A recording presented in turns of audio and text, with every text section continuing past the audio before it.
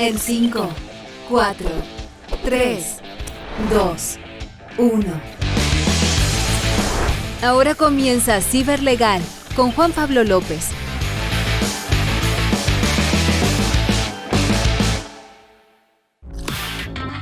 Hola amigos, buenas tardes, ¿cómo están? Les habla Juan Pablo López, abogado especialista en ciberseguridad, para un nuevo capítulo, este ya nuestro tercer capítulo de Ciberlegal. Recordarles siempre que nos encuentran en las redes sociales en @txsplus y en @Juan Pablo López Abogado, donde nos pueden encontrar, obviamente hacernos las preguntas y proponernos temas para los próximos capítulos de rigor. También nos pueden enviar sus consultas a contacto@txsplus.com. Hoy día vamos a tener un tema que es bien interesante. No sé si se desvía un poco desde el punto de vista de la ciberseguridad y la materia o asesoría empresarial que se presta generalmente. Es un tema de mucha relevancia, lo anunciamos ya en redes sociales, que es el grooming. Ahí vamos a entrar un poquitito más en detalle de qué se trata esto, pero básicamente es el abuso que comete un agresor sexual, particularmente a través de plataformas digitales, redes sociales, en contra de un menor, haciéndose pasar obviamente por otra persona. Siempre este agresor es un mayor de edad y vulnera en este caso la identidad o la indemnidad sexual de un menor. Es importante y relevante que tengamos esto en claro, lo vamos a desarrollar con nuestra invitada, que quiero dejarla desde ya anunciada, que es Soledad Fuster, que es especialista, ella es psicóloga, es diplomada en educación inclusiva y especialista en prevención y abordaje del grooming. Como les decía, es muy relevante e importante que tengamos claridad como padres o como adultos al cuidado de un menor respecto a los peligros que conlleva Internet. Todos sabemos que tiene muchos beneficios, estamos muy conectados, tenemos la posibilidad de trabajar a través de las plataformas digitales, los alumnos, los niños pueden obviamente tomar cursos. En la pandemia, particularmente, las clases durante el año 2020 se dieron a través de las plataformas digitales de forma obligatoria, obviamente, pero esto también conlleva grandes riesgos y grandes problemas, así como en la empresa en particular. Sabemos que somos frutos de permanentes intentos de ciberataque y de vulneraciones a nuestros sistemas operativos, obviamente a los empleados. En particular, sabemos también que los niños, los menores o los adolescentes en este caso, se ven permanentemente afectados a través de ataques en redes sociales, por ejemplo, a través de plataformas digitales, por ejemplo, en juegos que ellos practican, el Roblox, el Fortnite, que tienen estos chats interactivos en donde conocen un montón de gente y puede ser muy bueno desde el punto de vista social, pero también son verdaderos enjambres de estos agresores digitales que buscan esta oportunidad para poder atacar a nuestros hijos y a los menores. Lo importante es que ellos, obviamente, enseñarle y tengan algún tipo de herramienta, comunicarle los peligros que conlleva hoy día el Internet, y que esto no es en ningún caso inofensivo. A mí me ha tocado dar muchas charlas, yo también lo voy a desarrollar en la segunda parte del programa, a cursos, a colegios de quinto, sexto básico, en donde es sorprendente cómo ellos se perciben de alguna forma que son fruto de estos ataques en estos juegos, se aíslan, tratan de no participar en ello, obviamente, porque se dan cuenta en algún momento determinado, y ahí vamos a ver cómo actúan estos groomers, que es el nombre que técnicamente se les da a estos agresores sexuales digitales. Se les pide una foto en este contexto, pero es de carácter permanente. Entonces, lo ideal es que nosotros como padres, por un lado, estemos preocupados de cómo afrontar frente a nuestros hijos, cómo prepararlos, pero también, y en caso de que ellos sean víctimas de un abuso de este tipo, tengamos las herramientas comunicativas para poder apoyarlos y ayudarlos. Porque la víctima en general de algún tipo de abuso, primero obviamente por vergüenza, tiende a silenciar la agresión de la cual ha sido fruto por vergüenza, por miedo. Muchas veces son frutos los chicos, incluso menores de edad, de amenazas por parte de estos agresores sexuales. Por lo tanto, es importante que nosotros como padres tengamos las herramientas para poder enfrentar y apoyar a nuestros hijos. Les recuerdo que este programa es auspiciado por Ciberlegal, que presta asistencia y ayuda al factor humano de la empresa para ayudarlo a identificar los posibles ataques que muchas veces los sistemas, un antivirus, un firewall, no puede detectar, porque obviamente son llevados a cabo a través del factor humano. Por eso es importante higienizar y culturizar a nuestros empleados para que estén al tanto de un posible ciberataque. En esta primera parte del programa vamos a terminar con una canción que es In Excess y Beautiful Girl. Nos vemos a la vuelta. Bueno, amigos, estamos de vuelta para esta segunda parte de nuestro programa. Estamos hablando, les recuerdo, del grooming. ¿Cómo podríamos definir, si quisiéramos darle un contexto al grooming? Es una acción de carácter deliberado de un adulto en acosar sexualmente a un niño o una niña mediante el uso de Internet. Siempre, como les mencioné previamente, es un adulto quien ejerce el grooming en contra de un menor. Desde este punto de vista, debemos decir que la legislación chilena lo integró a partir del año 2011 en el Código Penal. Dentro de estos conjuntos de delitos que está la identidad y la indemnidad sexual de los menores, se estableció la figura particularmente del grooming. Pero como todos sabemos, los que estamos un poco involucrados con la tecnología, la ciberseguridad y particularmente la legalidad, que la tecnología va mucho más avanzada que la ley sobre todo.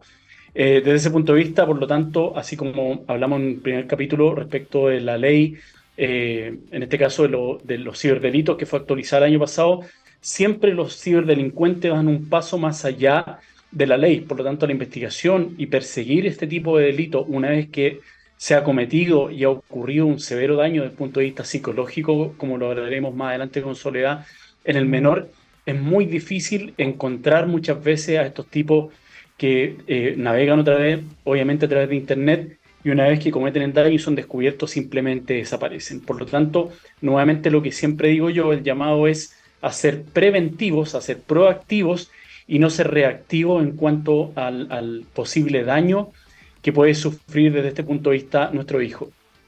Como señalé también anteriormente, a propósito de la pandemia, ahí había muchos memes desde el punto de vista así de seguridad. Ya el salto digital o la modernización que tuvimos que llevar a cabo como empresas fue obligatorio. No, nos vimos forzados a través del teletrabajo, estar trabajando desde la casa. Las empresas tuvieron que hacer un esfuerzo mayor, que no se habían adaptado tecnológicamente a este cambio, que fue forzado por la pandemia a implementarlo de manera inmediata, porque si no simplemente se quedaban sin llevar a cabo sus funciones. Estábamos todos confinados, obviamente, en nuestras casas, pero particularmente, y lo grave de esta situación, es lo que ocurre con los menores. Siempre la discusión que se lleva a cabo en materia digital es cuánto y a qué edad el menor debe tener acceso a una pantalla, en este caso un tablet, un computador o un teléfono. Los expertos hablan de no antes de los 16 años. Obviamente, en la era digital que vivimos, en la hiperconexión que tienen ellos y particularmente lo que ocurre en pandemia, eso era prácticamente imposible. Estaban obligados a estar conectados para recibir sus clases, pero incluso para socializar con sus compañeros. Durante ese año no tenían la posibilidad de verse.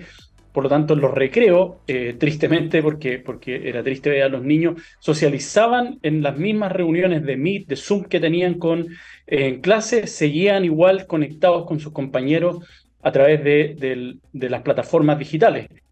Pero también ocurría que los padres estaban trabajando desde casa en un computador distinto, y ahí los hijos se veían obligados a estar bien compartiendo con sus compañeros o, por ejemplo, en un juego.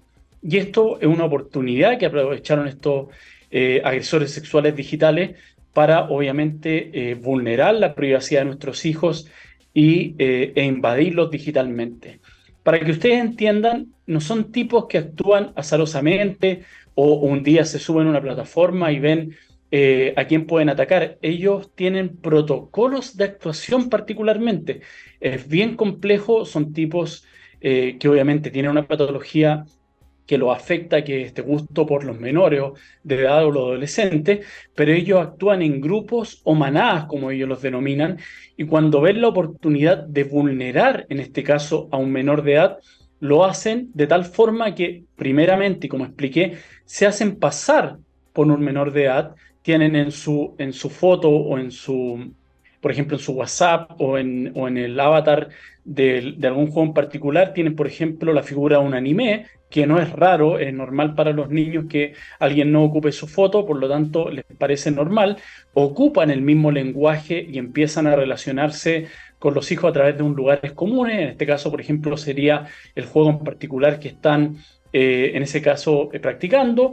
Y una vez que empiezan a ganar la confianza del menor, le empiezan a preguntar dónde vive, quiénes son los integrantes de su familia, en qué colegio, en qué curso está. Y una vez que ya se han ganado la confianza de este menor, generalmente le hacen algún tipo de regalo, que puede ser digital, le regalan un juego, le regalan puntos, o como ya saben incluso su dirección, le pueden hacer llegar algún tipo de regalo físico a su domicilio. Y cuando ya se desata esta oportunidad, los que son un poco más estructurados en cuanto a este protocolo que ellos tienen para poder atacar a los menores, dejan caer, por ejemplo, una foto casual en donde les dicen, oye, mira esta foto que te envié, salen, por ejemplo, desnudo, es un menor de edad, y le dicen, se me escapó por casualidad, te pido por favor que la borres, me da mucha vergüenza todo esto que acaba de pasar, pero para que estemos en igualdad de condiciones, yo te voy a pedir a ti ahora que me envíes una foto de vuelta. Entonces ahí el menor, como tiene esta relación un poco de confianza con este amigo digital que piensa que es un par y también un menor de edad igual que él, las edades generalmente fluctúan entre los 11 y los 13 años, los que son el alto foco de ataque en este caso, y el menor de edad se ve obligado a enviar esta foto un poco por compensar la foto que él recibió, y ahí donde ya se destapa el groomer, que es como les señalé, el nombre que recibe en este caso el agresor sexual digital, se saca ya esta máscara, le dice que efectivamente que es una persona adulta y empieza a amenazarlo. Son tipos muy violentos, como no tienen nada que perder, porque dentro de las personas, eso también es importante que ustedes lo entiendan, no es que estén acosando o tratando de vulnerar a un solo menor. Generalmente lo están haciendo en distintas plataformas y a una cantidad amplia de menores de edad, y además se comunican esto a través de chat que tienen en Telegram, en WhatsApp o grupos de Facebook con otros abusadores, se van pasando información. Por lo tanto, si un menor simplemente lo bloquea o cierra, él va al siguiente. Por lo tanto, son bien violentos en la forma en que ellos tienen de actuar, y le piden en este caso que le envíe más fotos, que envíe, por ejemplo, un video en este caso, y lo amenazan. Amenazan, como saben, los integrantes de la familia, dónde trabajan los papás o en qué colegio están, o amenazan incluso que van a matar a un miembro de su familia. Deben entender que para uno, como adulto, obviamente, simplemente pasaría por bloquear a la persona, pero los menores de edad no tienen las herramientas desde el punto de vista formada psicológicamente, no están formados emocionalmente, están en ese proceso. Por lo tanto, para ellos es muy complejo, cuando se ven amenazados, tratar de evitar y arrancar de alguna forma de este abusador. Por lo tanto, generalmente acceden a enviarle nuevamente una fotografía, o incluso cuando ya son un poco más, por decirlo de alguna forma, quieren conocer al menor en este caso, lo invitan a una cita de manera física, amenazándolo obviamente, como les dije, de que no le comuniquen esto ni a sus padres ni a un amigo en particular, y ahí en ese caso incluso se puede producir una agresión sexual ya de manera física, que es mucho obviamente más grave que la psicológica. Por lo tanto, eso es lo importante y lo relevante que entendamos como padres, incluso los profesores. Como les dije, yo doy dos tipos de charla, una a los menores de edad como curso y una a los apoderados, y además en forma distinta. ¿Por qué? Porque las herramientas que yo les entrego a los padres para que sepan cómo monitorear la actividad que tiene su hijo en redes sociales es distinta, porque los menores son mucho más avesados y conocedores de las redes sociales. Por ejemplo, en Instagram tienen más de un perfil, tienen perfiles falsos que precisamente lo usan para interactuar con otros menores y saber la opinión que tienen incluso de ellos mismos. Por lo tanto, para los padres esto es un mundo totalmente desconocido. Ustedes han escuchado, por ejemplo, que los menores no usan generalmente Facebook porque ahí encuentran a sus padres. Entonces usan otras plataformas, por ejemplo Instagram. Entonces las herramientas que tenemos que tener como padres son distintas a las que tienen nuestros hijos. Desde el punto de vista de la privacidad, nuestros hijos, al ser menores de edad y al concederle acceso al uso de redes sociales, ellos no tienen privacidad. Hay tipos que son muy violentos y agresivos en ese sentido, y lo primero que hacen es dejar una foto o un video, por ejemplo, pornográfico, en donde, como les dije, se ve afectado el menor psicológica y emocionalmente de manera grave. Eso lo vamos a conversar después también con nuestra invitada, cuáles son las repercusiones que puede tener esto si no lo tajamos y no lo tratamos a tiempo, porque la simple imagen de un desnudo o un video de esas características puede dañar de manera grave desde el punto de vista psicológico y emocional a un menor que no tiene las herramientas y no tiene una personalidad formada desde este punto de vista por la edad que tiene, obviamente. Por lo tanto, entender que la Internet en este caso es mucho más allá que los juegos, que interconectarse con amigos, sino que tiene unos peligros que son graves. Estos tipos muchas veces trafican incluso estas imágenes a través de pornografía infantil y la venden en la dark web, que es esta web profunda, en donde es un poco como el viejo oeste, no existe ley, no hay ni Dios ni ley, y efectivamente lo que se produce ahí es que comercializan las fotos de estos menores, las venden, se las intercambian, como les señalé, como pornografía infantil, y ahí el daño obviamente que producen los menores es muy grave para ellos. Eso vamos a conversar a la vuelta, como les señalé, con nuestra invitada, con Soledad Fuster, que es especialista en el tema de grooming. Ella nos va a ilustrar, vamos a hacerle preguntas relevantes para que ustedes como padres estén obviamente informados y sepan cómo detectar estas conductas, detectar a veces los cambios de ánimo o de actitud de nuestros hijos en redes sociales o en la vida real, por así decirlo, para que tengamos la herramienta de cómo enfrentarlo. Para este segundo bloque vamos a cerrar con una nueva canción de los Beatles, Here Comes the Sun. Amigos, estamos de vuelta ya para este tercer bloque de Ciberlegal. Está ya nuestra invitada, Soledad Fuster. Buenas tardes, Soledad, ¿cómo está? Y acompaña, está desde Argentina. Hola, buenas tardes, Juan Pablo. Buenas tardes a todos y todas. Agradezco mucho la invitación y en particular la posibilidad, Juan Pablo, de poder visibilizar y poder abordar una temática tan compleja como es el grooming y a veces como minimizada tras esto del acoso virtual, ¿no? Les cuento brevemente un poquito sobre mí. Soy licenciada y profesora en psicología, egresada de la Universidad de Buenos Aires. Soy diplomada en educación inclusiva, en educación sexual integral y trabajo desde hace más de 18 años con niños, niñas, adolescentes y familias en situación de vulnerabilidad y desde hace varios años también en lo que tiene que ver con la prevención y el abordaje del grooming, desde la atención de víctimas como la capacitación y la formación también universitaria en relación a esta temática.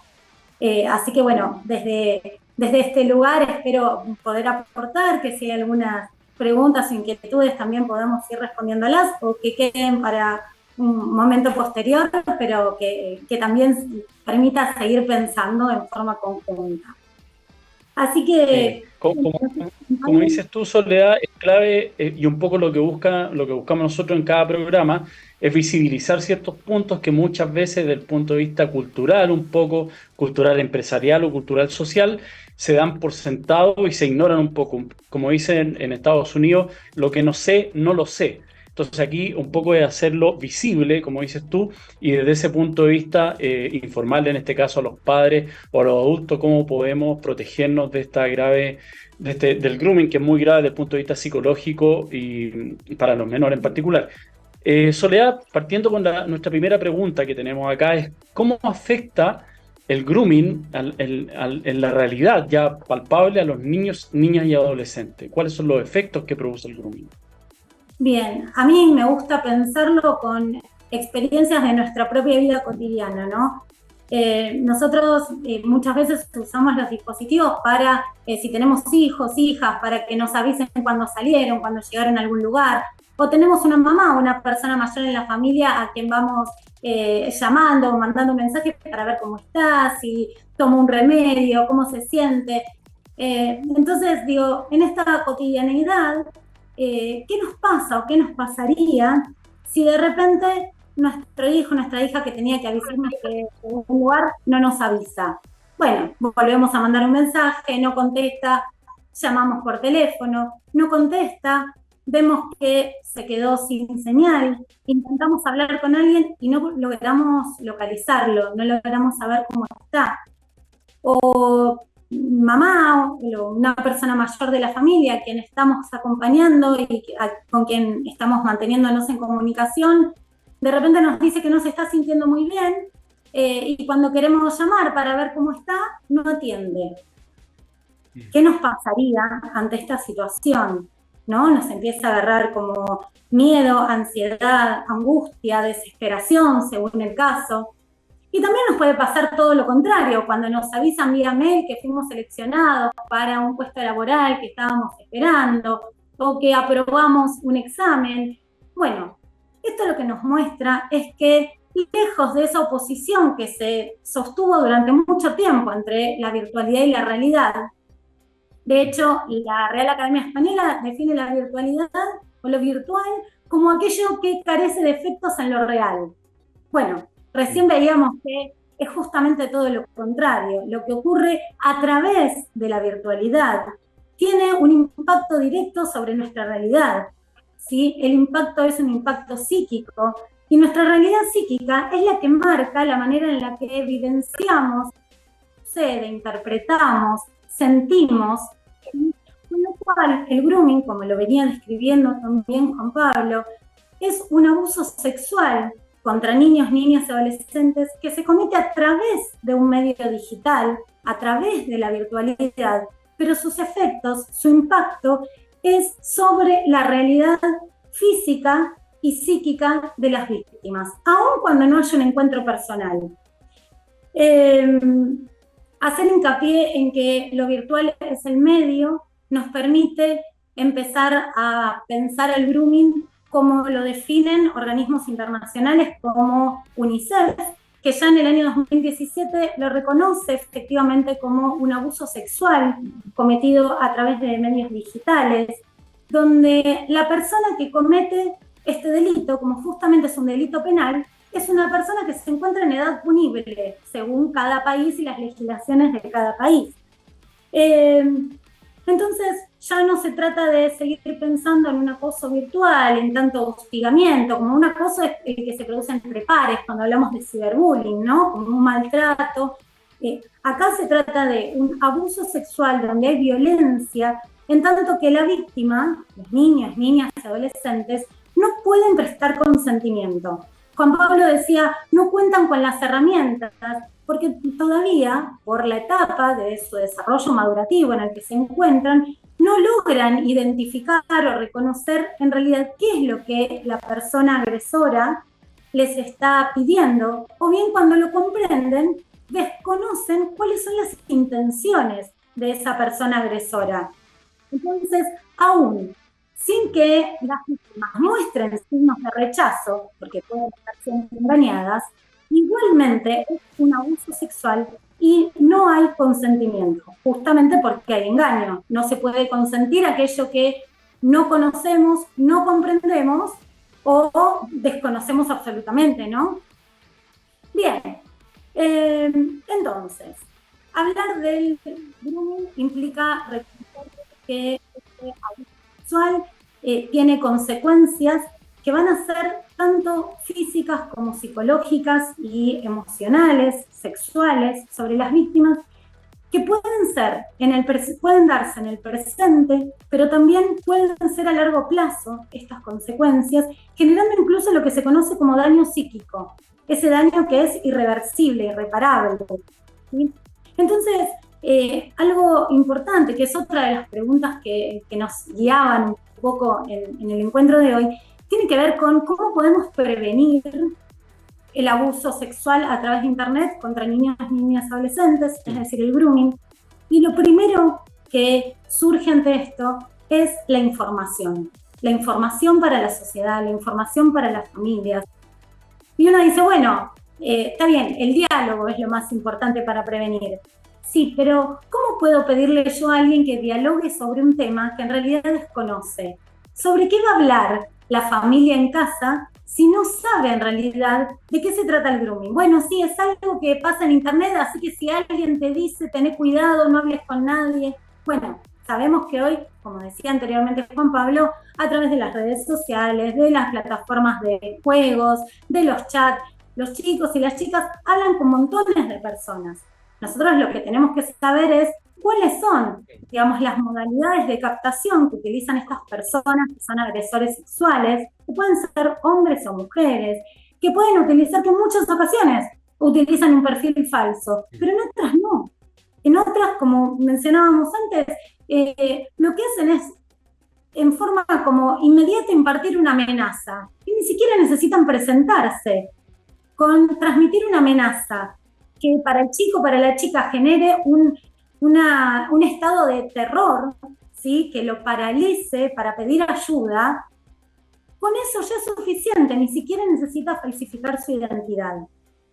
Entonces, nosotros lo que tenemos que saber es que cuando hablamos de grooming, hablamos de una violencia sexual. En tanto que retomo a una psicoanalista argentina que se llama Irene Mutebi, ella plantea con muchísima claridad que en los abusos sexuales, también en aquellos que ocurren a través de medios digitales, hay violencia psicológica, porque hay manipulación emocional y física, hay amenazas, hay chantaje, pero también hay violencia física. ¿Por qué? Si uno dice, bueno, pero si no se encuentran personalmente, ¿cómo sería físico? Bueno, justamente, la violencia psicológica que lleva a esta manipulación emocional hace que la persona agresora determine y dirija las acciones físicas, las conductas de la víctima. Por eso se habla de que también y se reconoce que hay violencia física. Por último, hay violencia sexual. ¿Por qué? Porque la víctima no puede decidir sobre su propia sexualidad y en tanto no actúa con libertad respecto a su propia sexualidad, ya sea por engaño, por manipulación o por amenaza. ¿Sí? Entonces, volviendo un poquito a qué hacer para poder prevenir el grooming, es muy importante que desde los medios de comunicación, desde las instituciones educativas, de cada uno de los niveles, se pueda impartir información para que las familias tengan herramientas para dialogar con sus hijos y con sus hijas en sus casas y poder prevenir este delito. Otra de las cuestiones fundamentales es que muchas veces los abogados tienen formación en grooming porque es un delito. Los ingenieros en sistemas tienen formación en grooming porque ocurre a través de medios digitales. Pero los profesionales de la salud mental, que somos los que trabajamos en la prevención, en la detección, en el acompañamiento, y los docentes desde ya, no tenemos esa formación. Y justamente somos los que estamos en el día a día, en el cuerpo a cuerpo, como se dice muchas veces con los chicos y con las chicas, y tendríamos que tener las herramientas necesarias no solo para poder detectar, sino justamente para hacer una prevención primaria antes de que ocurra y sí después, en todo caso, una prevención secundaria para detectar una vez que está ocurriendo y de esa manera minimizar el impacto psíquico, físico, sexual que el delito o este abuso sexual puede tener sobre sus víctimas. Por otro lado, hasta ahora vamos con dos acciones necesarias para poder prevenir. La información para la sociedad, para las familias en general, que nos permita dialogar, la formación de profesionales y docentes y el desarrollo de competencias digitales de prevención con niños, niñas y adolescentes. ¿A qué se refieren las competencias digitales? Siempre se dice, bueno, los chicos saben más. Yo no suele pasar a las familias, a las personas adultas, yo no entiendo nada. Cuando estoy tratando de entender una actualización de una aplicación, ellos ya cambiaron de aplicación, ya están con otra cosa. Bien, los chicos y las chicas de esta generación lo que tiene es una gran habilidad, sobre todo en comparación con nuestra generación, tiene una gran habilidad para el manejo de los dispositivos y las aplicaciones.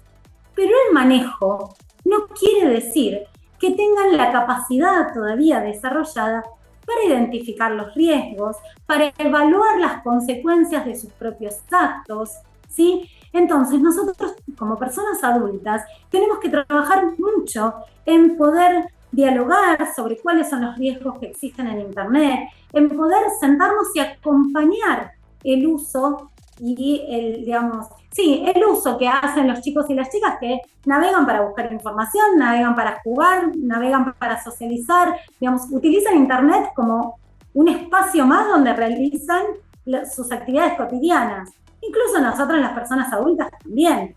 muchas de nuestras actividades que antes, en nuestra infancia por lo menos, eran puramente en entornos físicos, hoy están, y sobre todo después de la pandemia, hoy están, quien no se quedó trabajando desde la virtualidad al 100%,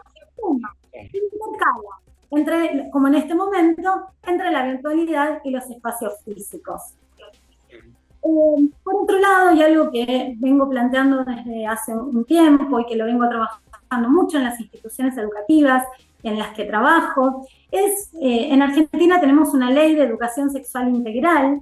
En Chile sé que se está trabajando en la educación sexual, entendiendo la sexualidad no en términos de genitalidad solamente, sino en un sentido amplio, ¿sí? Entendiendo que la sexualidad tiene que ver con nuestra afectividad, con el cuidado de nuestro cuerpo, con nuestros derechos, con el respeto por la diversidad, por el promover la perspectiva de género y visibilizar las desigualdades que surgen por motivos de género, apunta a prevenir las violencias particularmente.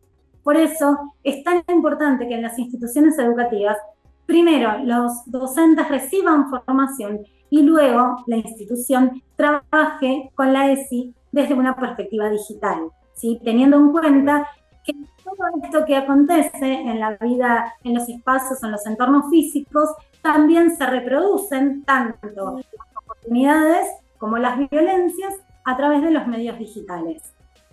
Bien, ahora sí, entonces, pensemos qué es lo que tendríamos que hacer en caso de que, bueno, detectemos que no se pudo, bueno, que estamos frente a una situación de grooming, que puede ser tanto que la detectemos en casa como en el aula o en el consultorio, ¿no? Según, o en la oficina, donde estemos trabajando.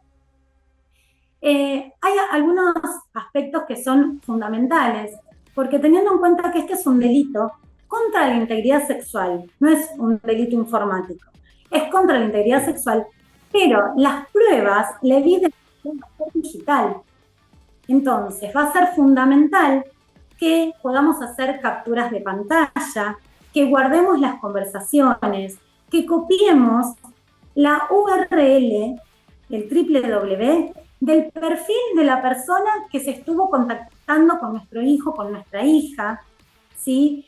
Que no le avisemos a la persona que la descubrimos. Entonces, no la tenemos que bloquear, no tenemos que borrar desde ya las conversaciones, no hay que avisarle, no hay que hacerse pasar, ahora vuelvo a esto, no hay que hacerse pasar por el niño o la niña como para avisarle algo.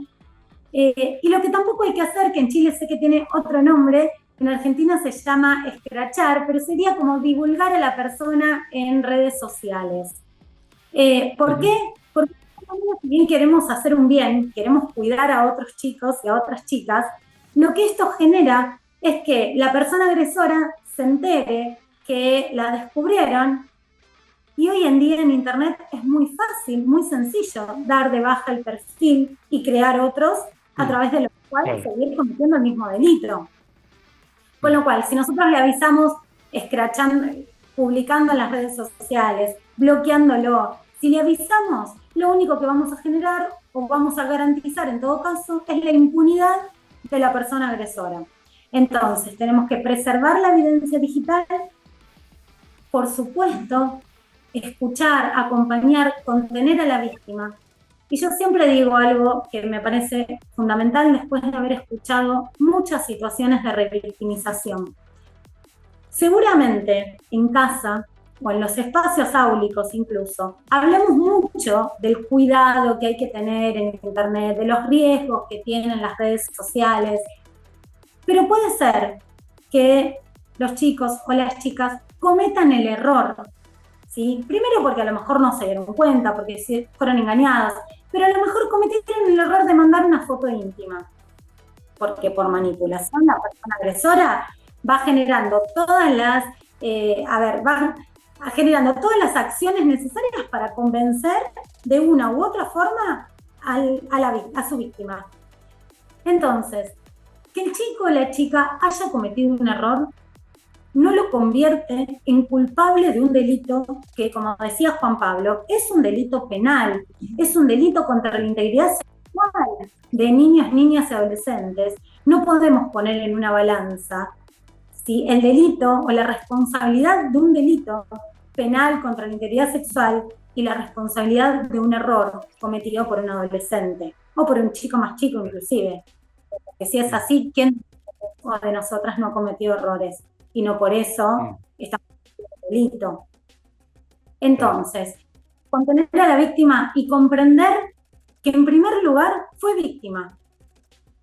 Después vendrá el tiempo de la psicoeducación, el tiempo de reforzar aquello que veníamos hablando, de brindarle herramientas que evidentemente no tenía o las que tenía no le alcanzaron. Después vamos a trabajar en reforzar los recursos. Ahora, en el momento en que detectamos la situación, necesitamos acompañar, contener, escuchar sin presionar. Porque a veces también lo que pasa es, bueno, contame, confía en mí, contame todo. Y como decía Juan Pablo, genera tanta vergüenza, tanta culpa en los chicos y en las chicas víctimas que muchas veces no quieren hablar con la familia. Y esto también hay que respetarlo. Por supuesto que lo que hay que hacer una vez que resguardamos la evidencia digital es hacer la denuncia. ¿Y dónde se hace la denuncia? En Chile están los carabineros, está la Fiscalía de Chile, está también la Policía de Investigación. En Argentina tenemos las fiscalías y tenemos la línea 137 de orientación y atención a las víctimas de violencias, ¿sí?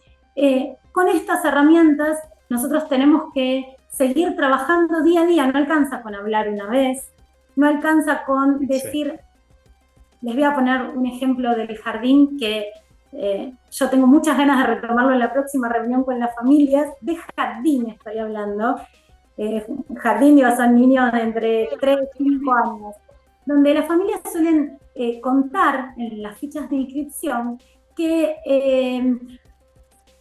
los chicos usan los celulares siempre en compañía de una persona adulta. Y entonces cuando después hacemos otra pregunta que dice, bueno, ¿en qué momentos? Nos dicen, bueno, mientras que yo estoy trabajando, mientras que yo estoy cocinando. Entonces no es que los chicos y las chicas más chiquitas usan el celular en compañía de una persona adulta. Como adultos tenemos la responsabilidad de acompañar y de guiar el uso de los dispositivos tecnológicos. Desde ahí, desde asumir la responsabilidad, sí. Me gustaría ahí, hay dos cosas que, porque uno tiende a verlo desde afuera, no siendo especialista, por ejemplo, quien no esté viendo, como un poco la teoría del punto de vista psicológico del mundo perfecto. A mí esto no me va a pasar, a mi hijo nunca le va a pasar, por un tema de negación también y de miedo que se siente el ser humano desde el punto de vista psicológico, pero me gustaría que nos explicara dos cosas. Uno es el perfil que tiene este groomer desde ese punto de vista, y dos, a propósito de lo que tú anunciaste un poco, la actitud que toda víctima asume, que son fases obviamente del abuso en general, digital, sexual o sexual propiamente tal, pero son dos cosas muy distintas y eso es importante que lo sepamos. No es que no quiera contarme la víctima, sino que se produce un fenómeno desde el punto de vista psicológico. Entonces, uno, el perfil de este groomer, que nos explicara eso, y dos, cuáles las reacciones que tiene una víctima de abuso desde el punto de vista psicológico. Bien, bueno, en realidad poder hablar de un perfil psicológico de las personas que son agresoras sexuales es muy difícil para el momento de unificar y decir, bueno, el perfil es este. Porque muchas veces son, digamos, si uno se lo imagina, piensan personas que viven como encerradas, de personalidad introvertida, ¿no? Con dificultades para la socialización, que quizás fueron víctimas de abusos sexuales en su propia infancia, y este es uno de los perfiles posibles. Sin embargo, muchos de los perfiles con los que nos encontramos son personas que conviven con nosotros, que conviven tanto dentro de las familias, porque sabemos la cantidad de abusos intrafamiliares que existen, pero también conviven en nuestros espacios laborales, donde son personas reconocidas, queridas, son personas que tienen habilidades sociales, que tienen una familia, que tienen esposa, tienen sus hijos. Yo he atendido víctimas de grooming que cuando descubrieron, identificaron a la persona agresora, era el papá de unas chicas que iban con la nena al club. Imagínate. Sus hijas nunca habían registrado ninguna situación que les llamara la atención. Sin embargo, este hombre, en ese caso era hombre, digo, también hay mujeres que Sí. no se las conoce como groomers, lo que hacía era trabajar, ¿sí? Entonces, ¿para qué? Esto es algo sumamente importante, Juan Pablo, para poder entender, digamos, los múltiples perfiles que puede tener un groomer o una persona agresora. Los objetivos que sigue un agresor sexual a través de Internet puede ser lograr el encuentro físico para efectuar una violación sobre la víctima, pero también puede ser obtener imágenes para la satisfacción personal de un deseo sexual desviado.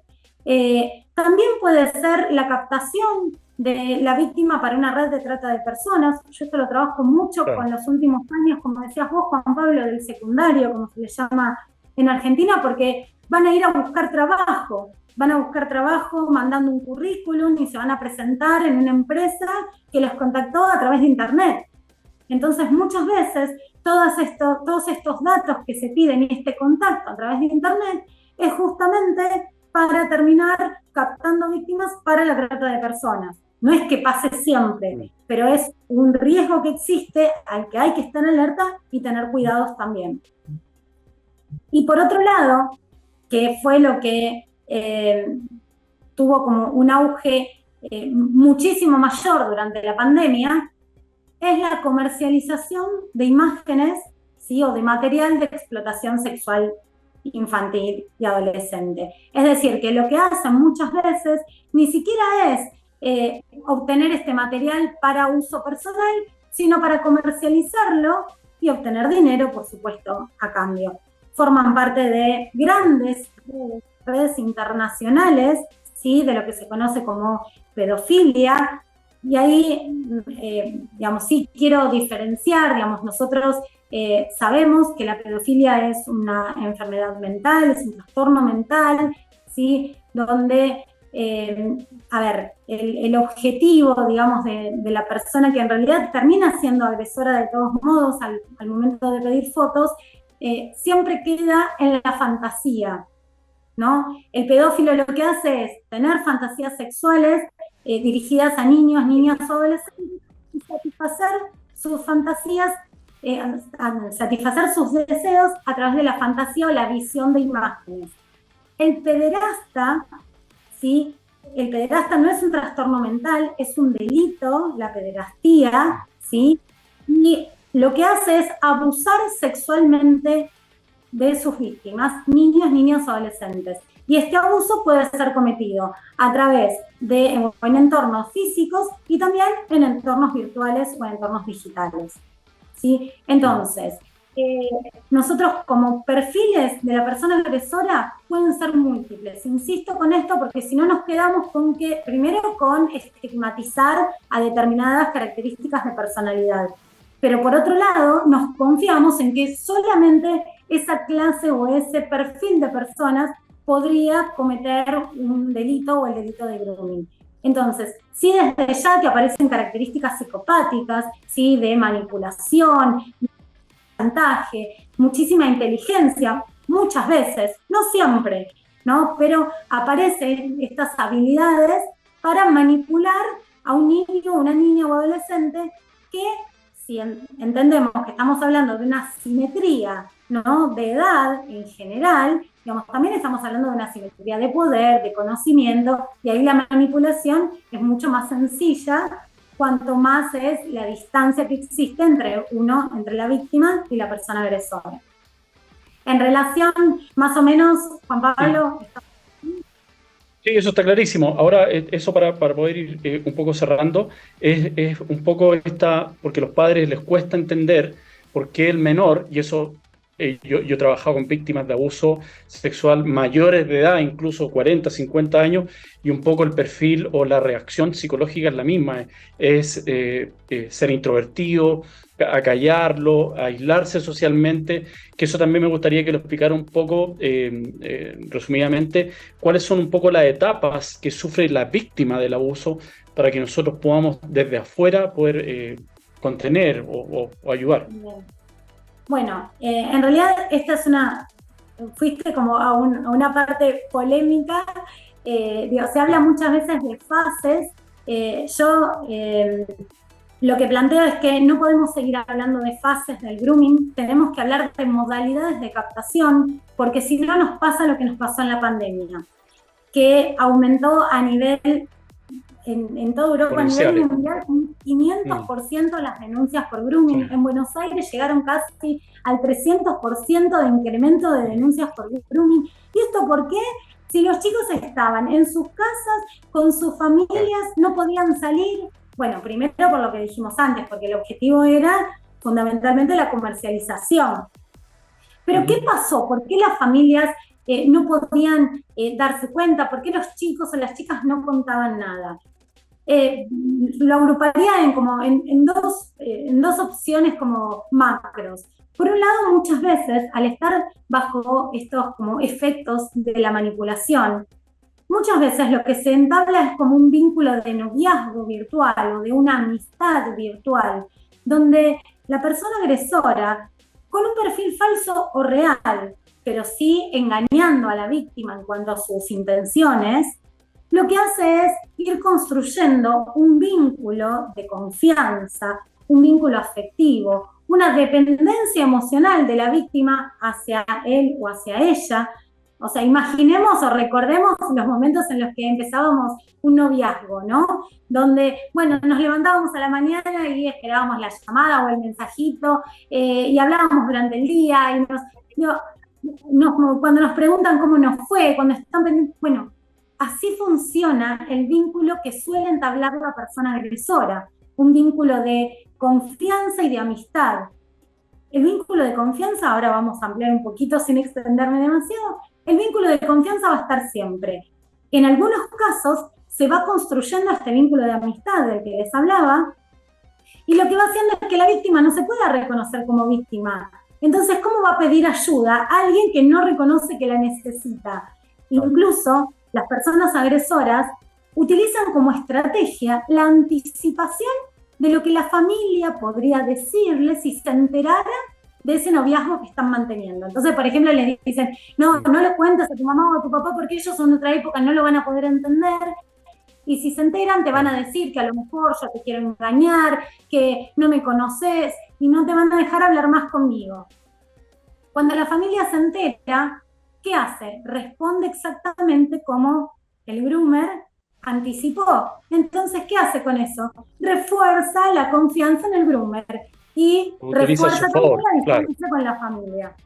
Por otro lado, no siempre se da este vínculo de amistad. Muchas veces, como lo mencionaba antes Juan Pablo, la persona agresora directamente imparte una amenaza o inmediatamente imparte una amenaza, con lo cual no hubo un vínculo de amistad, pero sí hay un vínculo de confianza, donde por algún motivo la persona agresora tiene o información sobre la víctima o fotos, material de la víctima, y con solamente transmitirle una amenaza, la víctima siente la confianza de que esa amenaza la puede cumplir y entonces responde.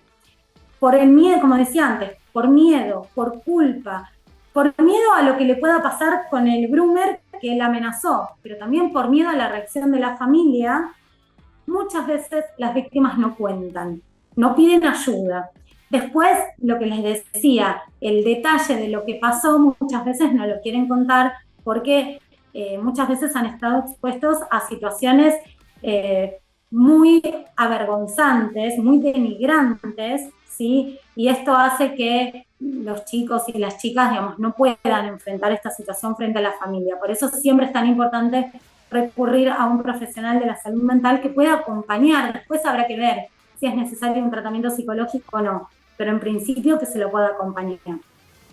Algo como para cerrar en cuanto a las modalidades de captación, Digo, cuando uno busca en los libros o en los documentos que circulan, sobre todo los de antes, se hablaba de fases, ¿no? Primero está el contacto inicial, el vínculo de amistad y confianza, confundiendo la amistad con la confianza, después el pedido de fotos, y después esa persona que era tan buena se convierte como en un monstruo y amenaza a la víctima para lograr un encuentro personal. Son como 5 pasos. Bueno, esa es una de las formas posibles, pero hoy ni siquiera es la más común. Hoy les resulta más efectiva a las personas agresoras sostener un vínculo de amistad y de confianza, porque entonces no tienen que estar amenazando a la víctima, no dudan de que las víctimas puedan pedir ayuda. De esta manera, no solo captan a sus víctimas, sino que sostienen el atrapamiento, como menciona la licenciada Macarena Cabo-Gené, un atrapamiento vincular, sexualizado o genitalizado, según sea con una relación de noviazgo o de amistad. Entonces, y por otro lado, como decíamos antes, no siempre el objetivo va a ser el encuentro personal. Entonces, cuando alguien le dice, bueno, mirá que después te pide encontrarse, si eso no pasa, entonces no era grooming, ¿no? Algo también importante para el momento de evaluar si tenemos que hacer la denuncia o no. A veces la persona que está del otro lado miente en su edad y dice ser un adolescente. Entonces uno dice, no, en el grooming tiene que ser, para que sea grooming tiene que ser una persona adulta la que esté del otro lado. Bueno, si nosotros no sabemos quién es la persona, porque no la conocemos, diga que tiene 6 años, 15 o 50, es lo mismo. Será la justicia la responsable de investigar la edad, las características, después luego sacar el perfil y ver si además cuando haga un allanamiento no encuentra que no estaba solamente digamos, vulnerando los derechos y abusando sexualmente de esa víctima, sino que en general lo que se encuentra es una amplia cantidad de víctimas con las que se estuvo contactando esta persona agresora. Sí, sin lugar a dudas, un tema bien complejo, obviamente, como dices tú, por la digitalidad y por la facilidad que tiene hoy día el groomer para poder esconderse. Soledad, te quiero dar las gracias, sin lugar a dudas, un tema gigante que da para mucho más, lo tratamos de resumir lo más posible, pero es un tema bien complejo y bien largo, así que te damos las gracias una vez más, esperamos en algún momento poder nuevamente entrevistarte, te invitar, sin lugar a dudas, nos van a pedir que podamos repetir o introducir un poco más las prevenciones, sobre todo a los padres, ahí estar atentos a los perfiles con quién se comunican nuestros hijos, estar siempre pendiente de esa comunicación y, como les decíamos, la privacidad aquí no existe, sino que el menor, si tiene redes sociales, tiene que estar al cuidado de los padres. Entonces, muchas gracias, Soledad, por haber participado, por haber aceptado nuestra invitación desde ya. Muchas gracias a ustedes por la invitación y bueno, y a quienes nos acompañaron en el día de hoy. Gracias, hasta luego. Que esté muy bien. Los despedimos de Ciberlegal con la última canción de Eric Clapton, Change the World. Que esté muy bien, cuídense, nos vemos la próxima semana.